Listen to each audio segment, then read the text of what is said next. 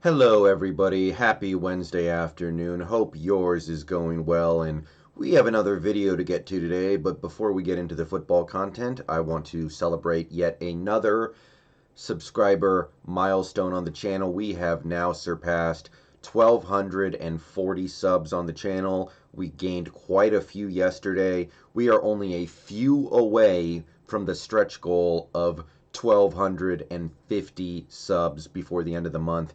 As of right now, we have slightly more than 11 hours left in the day. We only need a couple more subs to break into 1,250. I certainly wasn't expecting to grow that fast, but it would be awesome if we could get there. So let's go for it. Let's go for 1,600 by the end of the year. Let's just keep on pushing the channel north. Thank you to everybody who watches my videos. Thank you to all my subscribers, old and new. If you guys were not watching my videos, I would not be making videos. And today, we are going to be taking a look at Bobby Wagner. It is Wednesday, so it is time for Wagner Watch. But before we look into his performance on Sunday specifically, and this season specifically, I want to celebrate two quick things with Bobby. First, on Sunday against the Dallas Cowboys, Bobby Wagner totaled his 1,100th tackle of his career. He made the 1,100th tackle of his career when he tackled Dak Prescott after I think it was a 9-yard gain midway through the fourth quarter. And he also got his 50th career pass deflection on Sunday against the Cowboys when he knocked down a pass intended for Dalton Schultz in the middle point of the fourth quarter as well. So these are both significant statistical milestones for Bobby. They're just counting stats, I understand that.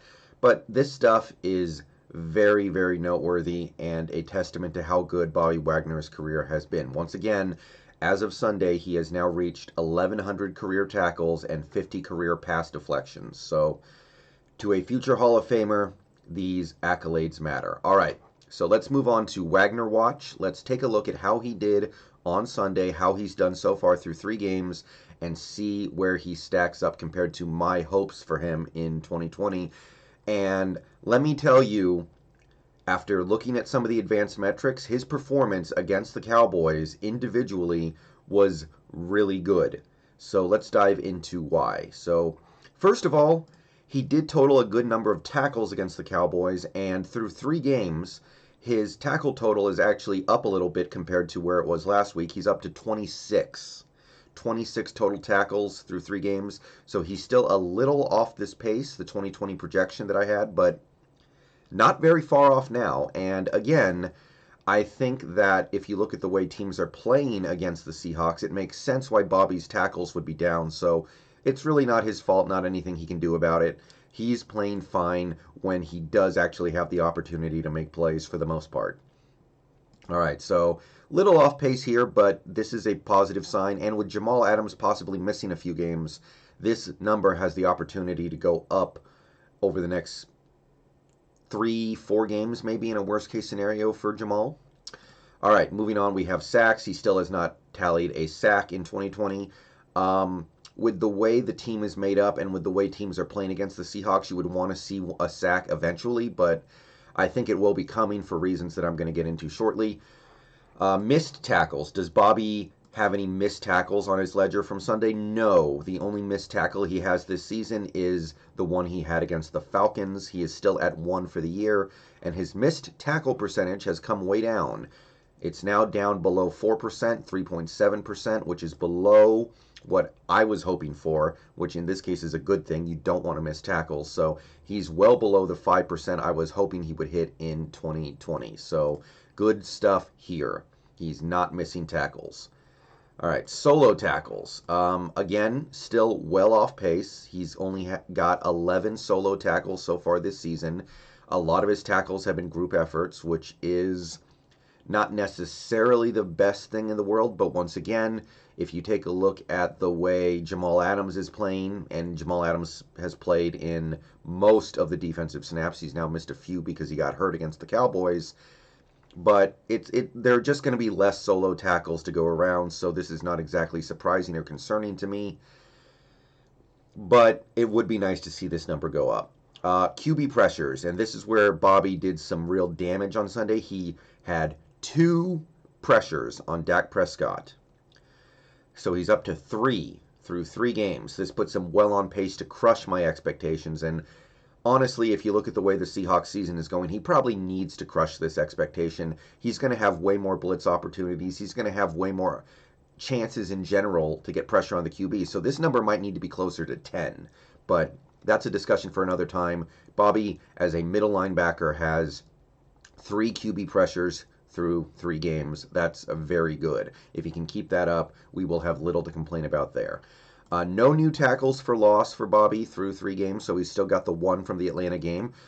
He could use a couple more of these, I think. In fairness to Bobby, I will say this.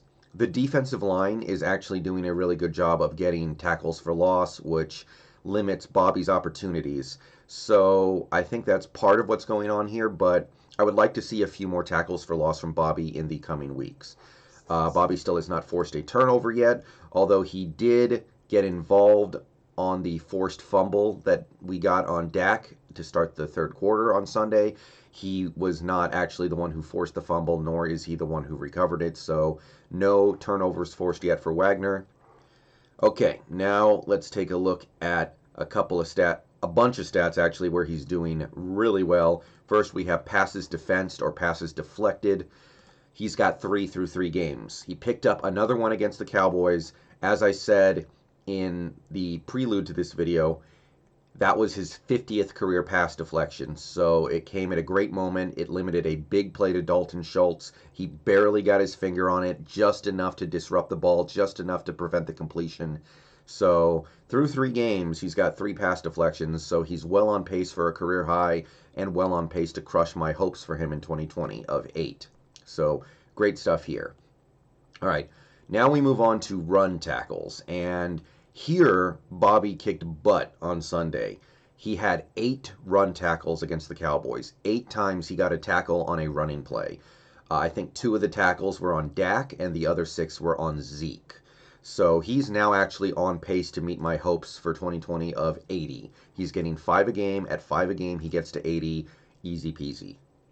His average tackle depth did come up a tiny bit, like 0.2 yards per carry. So it's now up to 3.6 yards per run tackle, which is still below what I was hoping he would hit in 2020. So it's not a problem yet. And also, the other thing I want to draw attention to here is that Bobby Wagner has gotten 15 run tackles this season. Of those 15 run tackles, only 2 of those runs went for more than 5 yards. It was a 9-yard scramble from Dak and a 9-yard scramble from Cam. So eventually, as the season goes on, we're going to be playing QBs that are not as mobile and are not big running threats like Dak and Cam are. So there will be fewer opportunities for those long-ish type scrambles where Bobby gets the tackle, which should bring this number down. We're going to be playing the Kirk Cousins, the Jared Goffs, maybe the Nick Mullins, maybe the Jimmy Garoppolo's, guys who don't run like Dak and Cam do. So this number should come down just because of that, because most of the yards Wagner has given up on running plays so far this year have come on plays where the QB has taken off, which is not exactly surprising. So I think this number is going to go down a little bit just because of that. All right, now we get to his coverage, and this is where I think Bobby really showed up on Sunday. In coverage, against a team that threw the ball almost 60 times, Bobby Wagner was targeted in coverage exactly 1 time. You read that right. You heard that right. On Sunday, the Cowboys dropped back to pass about 60 times, and Wagner was targeted once. Now, part of that is because why would you ever target Wagner when you can target Trey Flowers or Shaquille Griffin, or I guess you could say KJ Wright as well? Why would you ever go after Bobby when you can go after basically everybody else because nobody else can cover? I get that. This is still really good. This is still a very promising sign to me that his targets came way down after really getting picked on against teams like the Falcons. So the targets are down. No completions, because the one time he was targeted in coverage, the ball fell incomplete. He actually deflected the pass, so he gets full credit for generating an incomplete pass. And he's, through 3 games, only allowed 6 completions, which is stellar work. Completion percentage, 50%. That's awesome, especially for a linebacker. Passing yards through 3 games is down to 58, which is exactly where it was last week, because why wouldn't it be? So he's well on pace. Still no touchdowns. His passer rating allowed through 3 games is 64, which is way below what I was hoping for in 2020. So that's awesome. He is killing it in coverage through 3 games overall. His average depth of target is higher than I wanted, but once again, as I think about this stat, as I study it, I'm coming to understand that it's useless without context. Giving up 5.8 yards per target is fine if only half the targets are going to get completed. So this stat is honestly fine. It's yellow as a formality, but Bobby is doing completely fine in this regard. 5.8 is great if the completion percentage is 50%. All right, air yards, 34, same as it was last week. He's now doing good on pace. 24 yards after the catch, which is awesome. He's still well on pace. And in a happy turnaround, he's now got a very nice pass rush win rate of 15%. On 15% of his blitzes, he is generating pressure. He has 3 pressures on 20 blitz attempts, so that's good. That's all I can hope for from a middle linebacker like Bobby. So he's meeting my expectations there now, and I have to say, after 3 games, the Bobby Wagner Watch has been an immense success. He is playing great in terms of the things that he has control of. I think he's doing wonderfully. I know our defense is terrible, guys, but I don't think Bobby is the reason why. I think Bobby is one of the few things that is holding this defense up to where it is in terms of things like preventing completions to tight ends and the run defense. So, with all that said, I'm going to get out of here. That's your Week 3 Wagner Watch. He's playing great. I think he played a really good game against the Cowboys if you drill down into the numbers. And if he keeps this up, we're not going to have any concerns about him for the rest of the year. All right, peace out. Go Hawks. See you guys in stream tonight. And keep on rolling, Bobby.